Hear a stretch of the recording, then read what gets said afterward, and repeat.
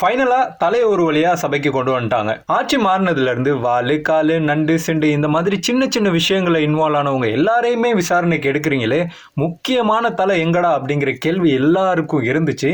அந்த கேள்விக்கு பதிலளிக்கிற விதமா 12ஆம் தேதி காலையில ஒரு 11 மணிக்கு நம்மளோட முன்னாள் ஜனாதிபதி மஹிந்த ராஜபக்ச அவர்களை ஒரு ஊழல் சம்பந்தப்பட்ட வழக்குக்காக வண்டி போட வச்சு நீ நினைக்கிற மாதிரிலாம் ஒண்ணு இல்ல விசாரணைக்கு கூப்பிட்டு இருக்காங்க. 2013 ஸ்ரீலங்கன் ஏர்லைன்ஸுக்கு விமானம் கொள்வனவு செய்யும் போது 2.5 மில்லியன் அமெரிக்கன் டாலர்ஸ் ஊழல் செஞ்சிட்டாங்க. அதுக்கான முதலாம் கட்ட விசாரணை நடத்தத்தான் அன்னைக்கு தலைய சபைக்கு எடுத்திருக்காங்க.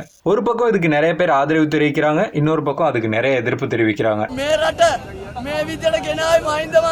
இந்த விசாரணையை பேஸ் பண்ணி நிறைய கேள்விகள் எழுந்திருக்கு. சிவில் வார எண்டுக்கு கொண்டு வந்த தலைவரை இப்படி விசாரணைங்கிற பேர்ல கொண்டு வந்து அவமானப்படுத்துறீங்களே, இது சரிதானான்னு ஒரு பக்கம். இந்த ஒரு விஷயத்துக்காக சரி இவரை விசாரணைக்கு எடுத்திருக்கீங்களே அதுவே பெரிய விஷயம்னு அரசாங்கத்துக்கு ஆதரவு தெரிவிக்கிறவங்க ஒரு பக்கம்.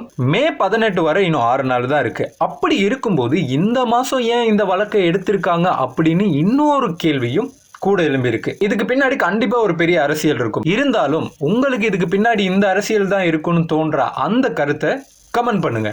என்னதான் விசாரணை வரைக்கும் ஒரு கொண்டு வந்தாலும் சிறைப்படுத்துறதுக்கெல்லாம் வாய்ப்பில்லை ராஜா. இது ஃபேக்ட்.